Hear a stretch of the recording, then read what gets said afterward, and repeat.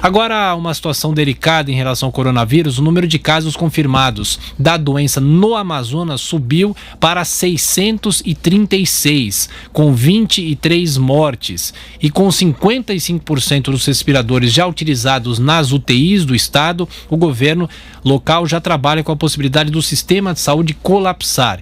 E gentilmente nos atende agora o governador do Amazonas, Wilson Lima, do PSC. Governador, bom dia, muito obrigado por atender a Jovem Pan. Bom dia a todos, estamos aqui à disposição.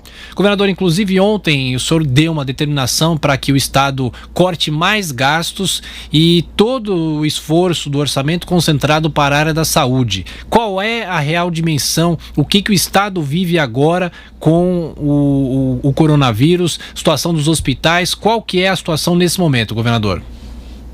Bom, aqui no estado do Amazonas, no início de 2019, eu peguei uma saúde numa situação muito deteriorada e nós começamos a fazer um trabalho de recuperação. E aí, quando foi agora, no ano de 2020, nós fomos surpreendidos com o coronavírus, que os impactos não foram maior ainda, ou seja, o prejuízo não foi maior ainda, porque o Estado começou a se antecipar para combater as síndromes respiratórias, que são muito comuns nesse período do ano, né? Em 2019, nós tivemos um problema com o H1N1, então nós estávamos preparados, já estávamos antecipando uma série de ações, inclusive montando estruturas para atender as pessoas que eventualmente pudessem ser agravadas com outras síndromes respiratórias. E aí, com a questão do coronavírus, a nossa situação ficou bem complicada e bem difícil. Eu tenho hoje um hospital que é referência para o atendimento de pacientes acometidos de Covid-19, em que eu estou ali quase no limite, né? Eu tinha 50 leitos de UTI, 48 estavam ocupados. Ontem, no final da tarde, nós conseguimos montar mais 15 leitos de UTI, o que nos dá um pouco mais de fôlego. Aqueles pacientes que eventualmente não pudermos colocar lá no Hospital Delfim Aziz, nós estamos colocando em outras unidades da rede e também tenho conversado com a rede privada aqui no estado do Amazonas. Rede privada que também está chegando ao seu limite. E isso é importante colocar porque a maioria das pessoas acometidas de Covid-19 aqui no estado do Amazonas tem plano de saúde e procuraram primeiro a rede privada.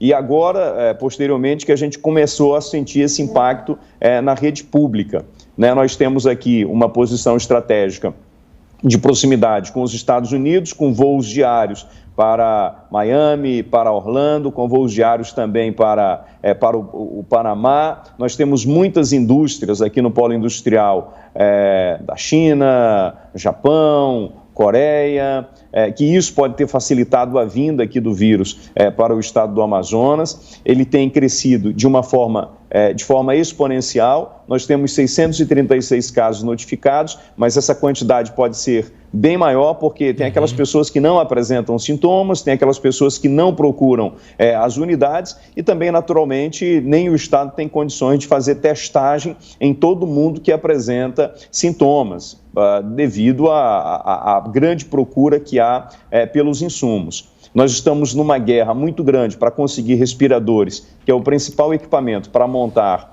UTI. Ontem nós recebemos aqui 19 respiradores, que são aqueles para atendimento aos pacientes de média gravidade, para evitar que esses pacientes ocupem um leito de UTI. Nós temos alguns estudos que estão sendo tocados aqui no estado do Amazonas com relação ao uso da cloroquina, mas esses resultados ainda são iniciais. Temos também alguns projetos para o desenvolvimento de respiradores, um projeto, inclusive, em parceria com a nossa universidade estadual e também com uma empresa do segmento de duas rodas do polo industrial, que passa agora para a fase de experimento, para que a gente possa ampliar a nossa estrutura e atender esses pacientes agravados. Claro. Girando aqui os nossos comentaristas agora, governador. Governador Wilson Lima, do PSC, governador do Amazonas. Pergunta agora de Rodrigo Constantino. Constantino.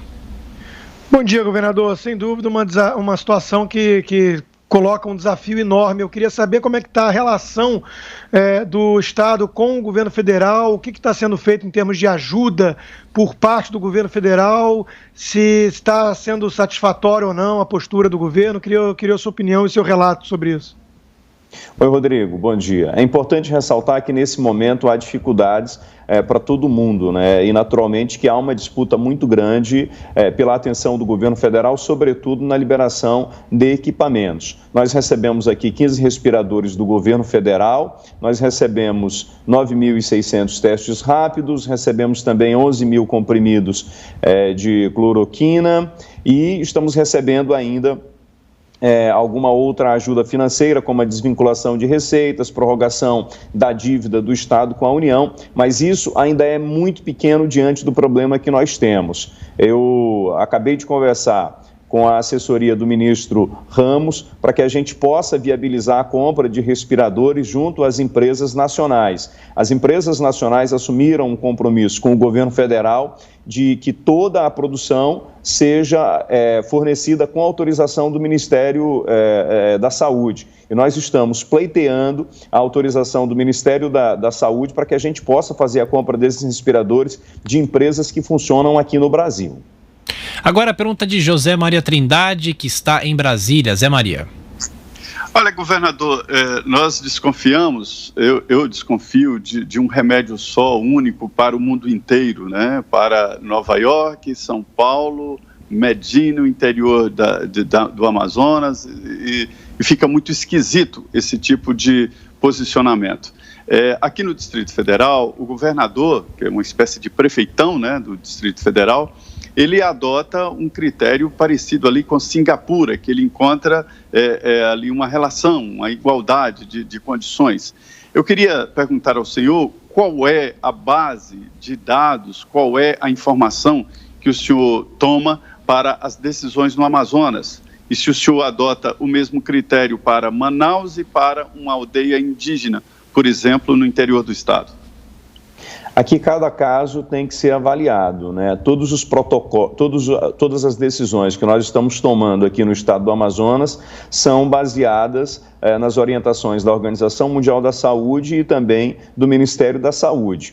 A nossa grande preocupação inicial é evitar que o vírus se propague no interior, porque a nossa estrutura de saúde, de atendimento no interior, ainda é muito precária, sobretudo nas questões indígenas. Nós temos alinhado com os prefeitos, e os prefeitos já têm tomado algumas atitudes no sentido de limitar a entrada e saída dos municípios. Algumas aldeias já fecharam, na verdade, também esse trânsito, só sai uma pessoa, um representante da aldeia para comprar mantimentos ou para fazer alguma outra atividade externa, mas todo mundo nesse momento tem tomado atitudes nesse sentido, levando em consideração que a questão da saúde indígena ela é uma questão tratada pelo governo federal. E aí há também a orientação da FUNAI nesse sentido, mas o Estado e nenhuma outra autoridade tem condições necessárias de tomar isoladamente essas decisões. Tem que ser decisões acordadas e contando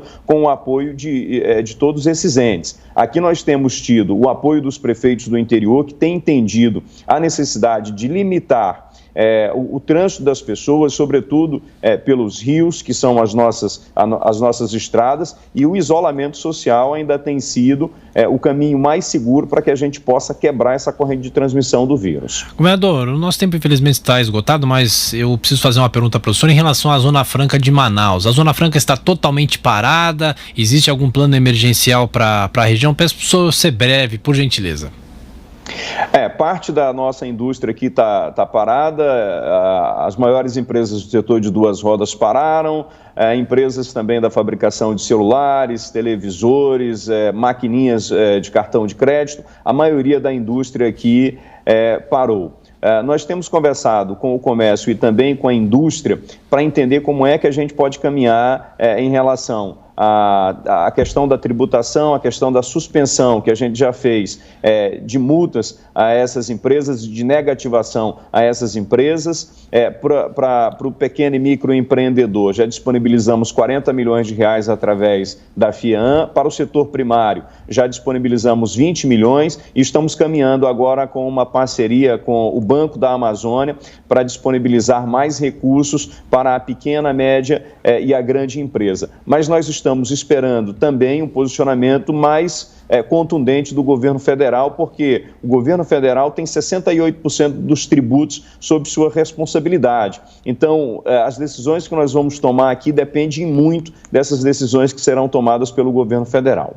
Governador Wilson Lima, do Amazonas, mais uma vez, governador, obrigado por nos atender, continuaremos acompanhando a situação do estado. Até a próxima. Muito obrigado a todos, bom dia.